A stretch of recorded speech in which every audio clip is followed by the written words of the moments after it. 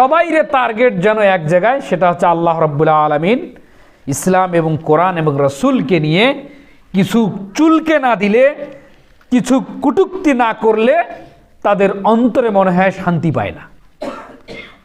আর এদের পক্ষে দাঁড়িয়েছে কিছু রাজনীতিক অজ্ঞ, জাহেল, মূর্খ তথা কথিত মুসলমানের পেট থেকে বেরিয়ে এই ধরনের নাস্তিক তৈরি হয়েছে, তাদের পক্ষে তাদের দাঁড়িয়েছে। এটা সম্পর্কে আমার কথা বলবো, কারা কারা দাঁড়িয়েছে। তার আগে আয়াত আম্মাল্লাযীনা ফী কুলূবিহিম মারাজুন ফাজাদাতহুম রিসসান ইলা রিসসিহিম ওয়া মাতু ওয়া হুম কাফিরুন। আখির আয়াত। প্রশংসা আল্লাহ সুবহানাহু ওয়া তাআলার জন্য, যে মহামনিব, মহান দয়াময় আল্লাহ রাব্বুল আলামিন তার বিশেষ অনুগ্রহ এবং দয়া দিয়ে আল্লাহ সুবহানাহু ওয়া তাআলা আমাদেরকে মসজিদে আসার এবং খুতবা শ্রবণ করার তৌফিক দান করেছেন। সেই মহামনিব আল্লাহ সুবহানাহু ওয়া তাআলার দরবারে আমরা অন্তরের স্থল থেকে শুকরিয়া আদায় করি, আলহামদুলিল্লাহ। অতঃপর দরুদ এবং সালাত বর্ষিত হোক প্রিয় রাসূল, সর্বশেষ চূড়ান্ত নবী এবং সর্বশ্রেষ্ঠ মহামানব নবীগুলির শিরোমণি, এরকম একজন মহান রাসূলের প্রতি আমরা দরুদ পাঠ করি, সকলে বলি সাল্লাল্লাহু আলাইহি ওয়াসাল্লাম। সমসাময়িক কিছু আলোচনা করে জুমার খুতবা শেষ করব। বৈষম্য বিরোধী আন্দোলনের পর থেকে বৈষম্য কি হচ্ছে নাকি আরও ফিতনা ফাসাদ বৃদ্ধি পেয়েছে? যদি বিচক্ষণতার সাথে দেখা যায় তাহলে আল্লাহ দ্রোহিতা, কোরআন অবমাননাকারী এবং রাসূল সাল্লাল্লাহু আলাইহি ওয়াসাল্লামকে কটূক্তিকারীর সংখ্যা কমেনি, বরং বেড়ে গিয়েছে। একটা বিষয়, একটা অপবিত্র সম্প্রদায় আল্লাহ এবং তার রাসূল এবং কোরআনকে নিয়ে অবমাননা করলো, কটূক্তি করতেছে, এর সঠিক বিচার চাওয়াতে এবং প্রশাসনের কিছু প্রশাসনিক ব্যবস্থা নিয়ে যখন তাকে গ্রেপ্তার করা হলো, তখন এই অপবিত্র সম্প্রদায় এর পাশে কিছু তথাকথিত মুনাফিক, মুসলমান বলার কোনো অবকাশ নেই, মুনাফিক বা অপবিত্র অন্তর বা আত্মা, এরা তাদের পক্ষে দাঁড়ালো। তাদের স্বার্থ আছে এখানে, নাহলে কেন বা দাঁড়াবে? স্বার্থ তো অবশ্যই আছে। এক নম্বর স্বার্থ, দুই নম্বর তারা নাস্তিকতাবাদকে বেশিটা প্রমোট করে এবং ভালোবাসে। 500 লোকের ভিতরে 500 লোকেই কিন্তু ওই সমাজটাকে ফিতনা লাগাবে না। ফিতনার জন্য 2-1 জন হলেই যথেষ্ট, মনে রাখবেন, 2-1 জন হলেই যথেষ্ট। ঠিক অনুরূপ 20 কোটি মানুষের ভিতর এই গুটি কয়েক বৈরাগী, যাদেরকে আমরা বাউল বলে চিনি, বৈরাগী, এদের জন্ম বেশি দিন নয়, এদের এই সম্প্রদায়ের আবিষ্কার বেশি দিন নয়, এই 150 বছরের আগপিস। এটাই নাকি তাদের ঐতিহ্য, অমুক তমুক বলে তাদের প্রমোট করা, তাদের পাশে দাঁড়ানো। এরা এই 150 বছরের আগ পিছ থেকে চলে আসছে, আর এদের পিছনে কিছু এই তথাকথিত মুসলমান দিনের পর দিন, রাতের পর রাত যা এই বাউল গানে অংশগ্রহণ করে রাতের বেলা, যাহাকে আমরা মোটামুটি কবির গানে বলেও আমরা বিবেচিত করতে পারি। এই ধরনের ভণ্ডদেরকে যারা প্রমোট করে তাদের ঈমান থাকবে বলে আমরা মনে করি না, যারা আমরা ঈমানদার বলে নিজেকে দাবি করি। কথা সোজা। বেশ কিছুদিন বা কয়েকদিন হয়ে গেল, এক ব্যক্তি বাউল, তার নাম নাকি আবুল সরকার, ফেসবুকে যারা আছেন বা নেটের জগতে আছেন বা খবর শুনতেছেন তারা বলতে পারবেন, এ এক সময় ছিল ফেসিবাদের পক্ষে, গুণগান গেয়েছে। ফেসিবাদ দূর হলো, এখন আর এক জায়গায় স্থান নিল বিএনপির স্থানে, বিএনপির দলে যায় যোগ দিল। বাউল কিভাবে আপনারা থাকবেন, কেমন করে থাকবেন, কাপড় পরে থাকবেন না উলঙ্গই থাকবেন, সেটা আপনাদের ব্যাপার। যেহেতু বৈষম্য কথাটা নিয়ে এসছেন, আপনাদের ব্যাপার। কিন্তু সবাইরে টার্গেট যেন এক জায়গায়, সেটা হচ্ছে আল্লাহ রাব্বুল আলামিন ইসলাম এবং কোরআন এবং রাসূলকে নিয়ে কিছু চুলকে না দিলে, কিছু কটূক্তি না করলে তাদের অন্তরে মনে হয় শান্তি পায় না। আর এদের পক্ষে দাঁড়িয়েছে কিছু রাজনীতিক অজ্ঞ, জাহেল, মূর্খ তথা কথিত মুসলমানের পেট থেকে বেরিয়ে এই ধরনের নাস্তিক তৈরি হয়েছে, তাদের পক্ষে তাদের দাঁড়িয়েছে। এটা সম্পর্কে আমার কথা বলবো, কারা কারা দাঁড়িয়েছে। তার আগে আয়াতটা পড়ে নি, সূরা তাওবা আয়াত নং 125। আল্লাহ রাব্বুল আলামিন বললেন, ওয়াম্মাল্লাযীনা ফী কুলূবিহিম মারাদুন ফাজাদাতহুম রিসসান ইলা রিসসিহিম ওয়া মাতু ওয়া হুম কাফিরুন। আর যাদের অন্তরে ব্যাধি রয়েছে, এটি তাদের অপবিত্রতার সাথে অপবিত্রতা বৃদ্ধি করে এবং তারা মারা যায় কাফির অবস্থায়। আল্লাহ কি বললেন?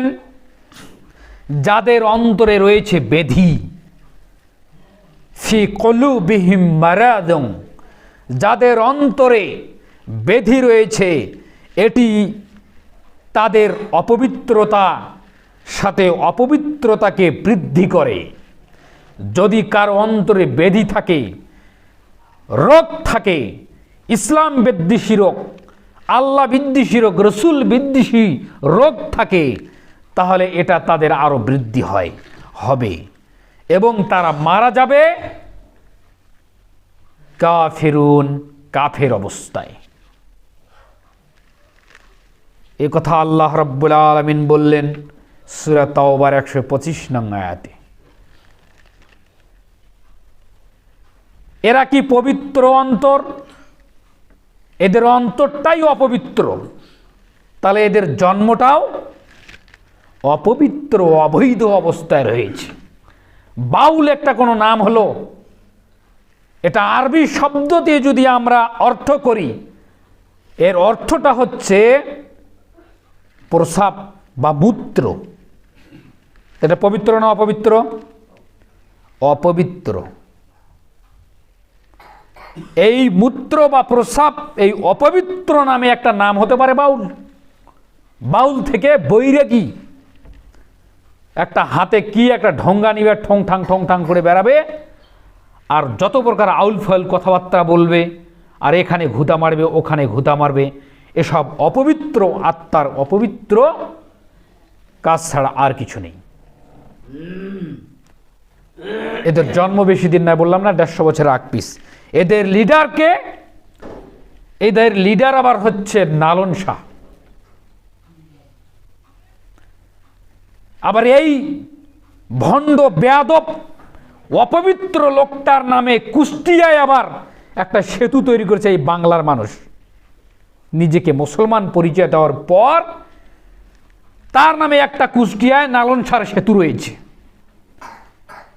এরা নিজেকে মুসলিম বলে কিভাবে, এটাই আমার এখন পর্যন্ত বুঝে আসে না।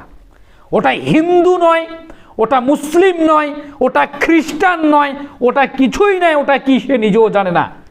ওটা মূলত এক কথাই, ওটা হচ্ছে আল্লাহদ্রোহী মানুষ, স্রষ্টাদ্রোহী মানুষ, এটা ধর্ম বিদ্বেষী মানুষ। ওইখানে ওইটা এই কারণেই তৈরি হয়েছে, ওখানে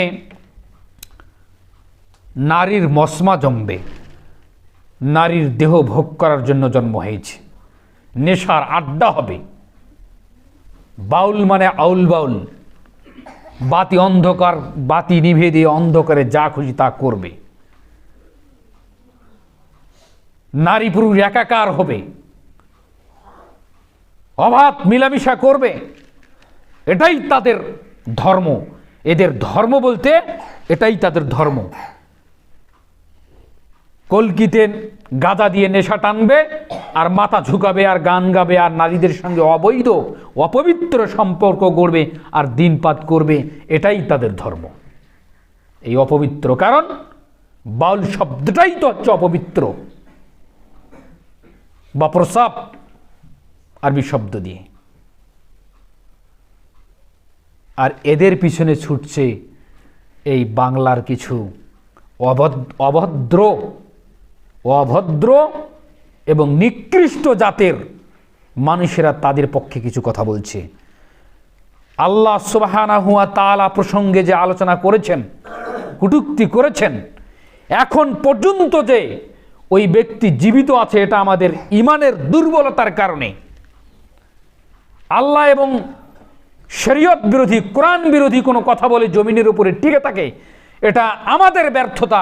এখন পর্যন্ত যে জীবিত আছে এটা আমাদের ব্যর্থতা। আমরা সদাচরণ দেখেছি আইনের প্রতি, এটাই আমাদের জন্য মনে হয় ব্যর্থতা। আর যদি তাকে মেরে ফেলা হতো তখন বলতো উগ্রপন্থা এরা। এক বেয়াদব বলেই ফেলেছে বিএনপির মহাসচিব, চরম অসভ্য লেভেলের যদি না হয় এই লোকটা একজন এত বড় দলের মহাসচিব হয়ে বারবার কথা মিস্টেক করে। আমরা শরিয়া আইনে বিশ্বাসী নই। শরিয়া আইনে বিশ্বাসী না হলে ঈমান আছে? শরিয়া আইনে তো নেই, সেটাই তো ব্যর্থতা। তাহলে আল্লাহর নাজিলকৃত বিধান যদি বিশ্বাসী না হয়, তাহলে বলেন এখন পর্যন্ত মুসলিম আছে? আল্লাহ রাব্বুল আলামিন বলছে, ওয়া মান লাম ইয়াহকুম বিমা আনজালাল্লাহু ফাউলাইকা হুমুল ফাসিকুন। আবার আল্লাহ বলছেন, একটা মনে আসতেছে না, একই আয়াত। আল্লাহ বলছেন যারা আল্লাহর নাজিলকৃত বিধান অনুযায়ী বিচার ফয়সালা করে না, বিশ্বাস করে না, তারা হচ্ছে ফাসিক। ওয়া মান লাম ইয়াহকুম বিমা আনজালাল্লাহু ফাউলাইকা হুমুজ জালিমুন। যারা আল্লাহর নাজিলকৃত বিধান অনুযায়ী বিচার ফয়সালা করে না, বিশ্বাস করে না, তারা হচ্ছে জালেম। ওয়া মান লাম ইয়াহকুম বিমা আনজালাল্লাহু ফাউলাইকা হুমুল কাফিরুন। যারা আল্লাহর নাজিলকৃত বিধান অনুযায়ী বিচার ফয়সালা করে না, বিশ্বাস করে না, তারা হচ্ছেন কাফের। কে বললেন? আল্লাহ রাব্বুল আলামিন বললেন সূরা মাইদার ভিতরে। আমরা শরিয়া আইনে বিশ্বাসী নই। এক কথাই জীবনের সমস্ত নেক আমল চলে গিয়েছে। নেক আমল তো গিয়েছেই, তার যে ঈমান, সেই ঈমান চলে গেছে। আর ঈমান আছে বা কি করে? হর হামেশাই তো কুফরি কথাবার্তায় লিপ্ত। এই লোক, এই মহাসচিব বলছেন বাউলদের প্রতি যারা চড়াও হয়েছে তারা নেক্কারজনক কাজ করেছে। আবার তীব্র নিন্দা জানাচ্ছে মুসলমানদের বিপক্ষে। আর বলছে কি? এরা উগ্রতা ছড়াচ্ছে, উগ্রপন্থা। এই কথা বলছে। তোমার বাপকে যদি কেউ গালি দেয়, তোমার মাকে যদি কেউ গালি দেয়, তুমি পুলিশ লাগিয়ে দিয়ে আইনের আওতায় নিয়ে তুমি থেরাপি শুরু করবা। আর তোমাকে যিনি সৃষ্টি করেছেন, তোমার শুক্রাণু যিনি সৃষ্টি করেছেন, তোমার বাপকে যিনি সৃষ্টি করেছেন, তোমার মাকে যিনি সৃষ্টি করলেন, সারা পৃথিবী আসমান জমিন যিনি সৃষ্টি করলেন, তেনাকে নিয়ে কটূক্তি করছে, তেনার গায়ে লাগে না? বলেন তো এখন পর্যন্ত তার ঈমান আছে? ঈমানের 12টা বেজে গিয়েছে। মূলত এরা ঈমানদার নয়। এদের মৃত্যুটা দেখবেন, আল্লাহ না করুক, আল্লাহ রাব্বুল আলামিন বলছেন ওয়াহুম কাফিরুন, এরা মারা যাবে কাফের অবস্থায়। এদের ঘটনাটা তাই হতে পারে। দলের একজন বড় লিডারশিপ হয়ে এটা কি বৈষম্যমূলক কথা? গোটা বাউল ফাউল সমাজের বিরুদ্ধে তো আমরা দাঁড়াইনি, আমরা ব্যক্তির বিরুদ্ধে দাঁড়াইছি যারা আল্লাহকে, তার কোরআনকে নিয়ে অবমাননা করে। এই আবুল সরকার, এই নাস্তিক, এই কুকুরটা বলেছে কি জানেন? কুল আউযু বিরাব্বিন নাস, আল্লাহ নাচতে বলছেন। মালিকিন নাস, আল্লাহ নাচতে বলছেন। ইলাহিন নাস, আল্লাহ নাচতে বলছেন। আল্লাহ খালি নাচতেই বলছেন। নাউযু বিল্লাহি মিন জালিক। এ জমিনের উপরে এখনো আছে, এটা আমাদের ব্যর্থতা, আমি বলে দিয়েছি। কোরআন নিয়ে অবমাননা করে, আল্লাহকে নিয়ে অবমাননা করে, এর পরেও জমিনের উপরে টিকে থাকে। ওয়াল্লাহি, আল্লাহর কসম করে বলছি, আমাদের ওই ঈমান নেই যে ঈমান সাহাবীদের, সালফে সালিহিনদের ছিল। 1 মিনিট জমিনের উপরে থাকবে, বিষয়টি এমন নয়। কিন্তু আমরা দুর্ভাগা জাতি, আমরা বারবার রাষ্ট্রের কাছে বিচার চাই, কিন্তু বিচার চেয়ে কখনো ফলপ্রসূত হয়নি, পাইনি আমরা। কিছুদিন হই হাল্লা চলবে, এরপরে নতুন কোনো ইস্যু আসবে, আসার পরে এটা চুপ হয়ে যাবে। এটা গেল প্রথম একটা বড় দলের কথা। আর এখন যে উপদেষ্টা মণ্ডলীর ভিতরে একজন আছে, প্রেস সচিব সম্ভবপর, ওর নামটা আমার মনে নেই, না না না, উপদেষ্টার ভিতরে এ বলছে যারা বাউলদের বিপক্ষে দাঁড়িয়েছে, মিটিং মিছিল করছে, এদেরকে তোমরা ধরে ধরে আইনের আওতায় নিয়ে এসে গ্রেফতার করো। তো সব জাহান্নামের কীটগুলো, কুকুরগুলো, নাস্তিকগুলো মাথার উপরে বসে আছে। এক কঠিন ধরনের ফিতনা এবং কঠিন ধরনের পরীক্ষার মধ্যে মুসলিম সমাজ আজ অতিবাহিত করছে, মনে রাখবেন। কিসের 95% মুসলিম রাষ্ট্র, মুসলমানের 5 পয়সা দাম কোন শাসক দেয়নি এদেশের মাটিতে। সব সময়ের জন্য ওই নাস্তিকদের, ওই বেধর্মীদের প্রমোট করেছে, তাদেরকে ছত্রছায়ায় রেখেছে। তারাই আল্লাহকে গালি দিচ্ছে, তারাই রসুলকে গালি দিচ্ছে, তারাই কোরআনকে গালি দিচ্ছে। হর হামেশা চলছে যুগের পর যুগ। মুসলমান কিছুই করতে পারেনি। ওদেরকে মুরগির বাচ্চার মতো তারা ধরেছে আদর করে। বলেন এরা মুসলিম?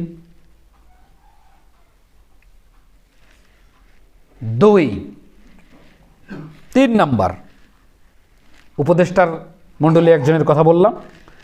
2, বিএনপির মহাসচিবের একজনকার কথা বললাম। 3, এই যে নতুন একটি দলের আবির্ভাব,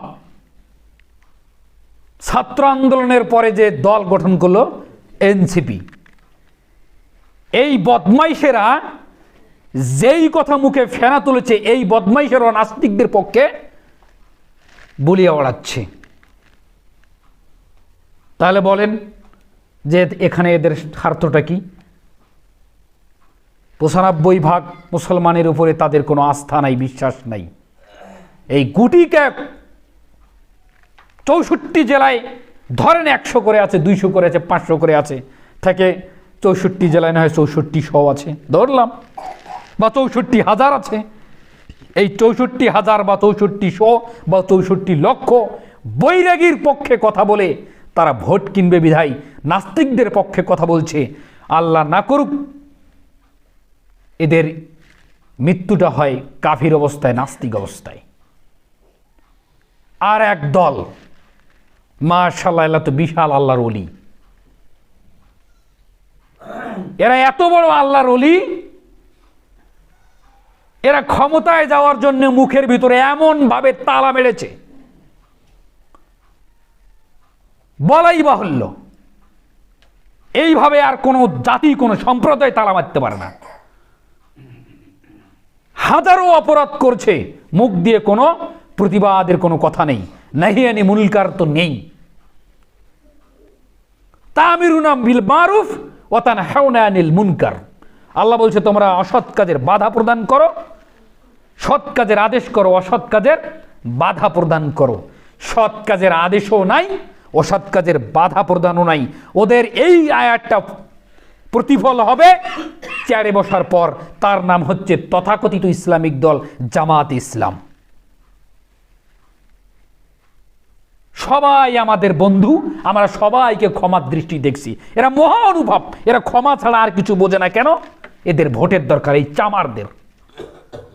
আল্লাহকে গালি দিলেই বা কি, রসুলকে গালি দিলেই বা কি, কোরআনের বিপক্ষে অবমাননা করলেই বা কি, তাতে এদের কোনো যায় আসে না। এটাই হচ্ছে গণতন্ত্রের ফলাফল। মুসি, ম্যাথর, ডোম, ডাহই, বৈরাগী সবাইকে বুকে টেনে নিতে হবে, আর মুসলিম ইমানদারদেরকে দূরে সরে দিতে হবে। কেন?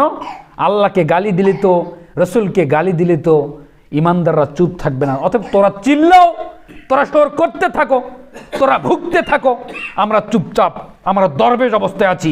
ওই লালন শাহ যেমন, ঠিক এই ইসলামী দলের নেতারা বা এইখানকার দলের লোকেরাও এরকম। এরা সব জায়গাতে আছে, মন্দিরে আছে, মাজারে আছে, পীরের সাথে আছে, সুফিবাদের সাথে আছে, সব ধরনের তরিকাওয়ালা লোকের সঙ্গে আছে। হিন্দু, বৌদ্ধ, খ্রিস্টান, যত ব্রাহ্ম, যত প্রকার জমিনের উপরে গোষ্ঠী আছে, সবার সাথে আছে। কেন? তাদের ভোটের দরকার। তাদের ইমানটা বড় কথা নয়, ইসলামটা বড় কথা নয়। ইমান এবং ইসলামেরা খুব সুন্দরভাবে পরিচালনা করবে, তাদেরকে রাষ্ট্রে আগত চেয়ারে বসান, এটা এদের টার্গেট। বনে ইসরায়েলের কাহিনী বলতে গিয়ে আল্লাহ রসুল সাল্লাল্লাহু আলাইহি সাল্লাম বলেননি, সহিহ বুখারীর বিবরণ, যে লঞ্চের উপরে আছে, পানির উপরে ভাসমান, উপরের লোকের পানির খুব প্রয়োজন, কিন্তু কেউ পানি দিচ্ছে না, কিন্তু পানিরও তার খুব প্রয়োজন। সে নিচতলায় আসলো, একটা অস্ত্র ম্যানেজ করলো, নৌকার নিচটা ফুটো করতে লাগলো, স্টিমারের নিচটা ফুটো করতে লাগলো। কেন লাগলো বলেন তো? তার পানির প্রয়োজন। তো এটা ফুটা করলে কি নিচতলা লোক মরবে না উপরতলা লোক মরবে? গোটা লঞ্চটা, গোটা স্টিমারটা, গোটা জাহাজটা পানির নিচে ডুবে যাবে। তা'মিরুনা বিল মারুফ ওয়া তানহাউনা আনিল মুনকার। যদি তারা তার উপকার করতো, গোটা লঞ্চ বেঁচে যেত। আর যখন কাটতেছে, তখন যে নিষেধ করতো, কাটা যাবে না, আমি তোমাকে পানি দিচ্ছি, তাহলে গোটা লঞ্চ বেঁচে যেত। কিন্তু কাটার কারণে গোটা লঞ্চ, গোটা স্টিমারটা পানির নিচে, গোটা সম্প্রদায়টা চলে যাবে। ঠিক অনুরূপভাবে যদি সৎ কাজের আদেশ আর অসৎ কাজের এবং খারাপ কাজের বিরোধিতা না করেন এবং না ঠেকান, গোটা সম্প্রদায়টা মারা যাবে। একটা সময় আসবে আল্লাহ মেরে দিয়ে দিবেন। এটা মনে রাখবেন। আল্লাহ রাব্বুল আলামিন যেন এইসব নাস্তিকতাবাদের বিপক্ষে রুখে দাঁড়ানোর ইমানি জাজবা দান করেন। সকলেই বলে আল্লাহুম্মা আমিন। এই দিক দুটো ইলমুদ্দিন ভালো ছিল। এই কাঠমিস্ত্রি রঙ্গিলা রসুল বই লিখে তাকে দুনিয়া থেকে সরে দিয়েছিল। বিচারকরা বলেছিল, আমার মাথা ঠিক ছিল না, এই কথা খালি জজ সাহেবের আগে বলবেন। বলবে, আমি এ কথা বলবো কেন? আমি এ কথা স্পষ্টভাবে বলবো, সুষ্ঠু মাথায়, ঠান্ডা মাথায়, বিবেক বুদ্ধি দিয়ে আমি তাকে মেরেছি। কেন? আল্লাহ রসুলকে সে গালি দিয়েছে, এই বিধায়। আমার জীবনের কোনো সেরকম নেক আমল নেই, একটাই মাত্র নেক আমল, সেটা হচ্ছে রসুলের বিপক্ষে কটূক্তি করেছে, বই লিখেছে, আমি তাকে দুনিয়া থেকে বিদায় করে দিয়েছি। এর বিনিময়ে যেন আল্লাহ আমাকে ক্ষমা করেন, জান্নাত দান করেন। সেই কাঠমিস্ত্রির ইমানও এই জমিনের উপরে আমাদের নেই। অবস্থা খুব আমাদের খারাপ। আল্লাহ রাব্বুল আলামিন আমাদেরকে ক্ষমা করুক এবং নাস্তিকতাবাদদেরকে ধ্বংস করুক। সকলে আল্লাহুম্মা আমিন।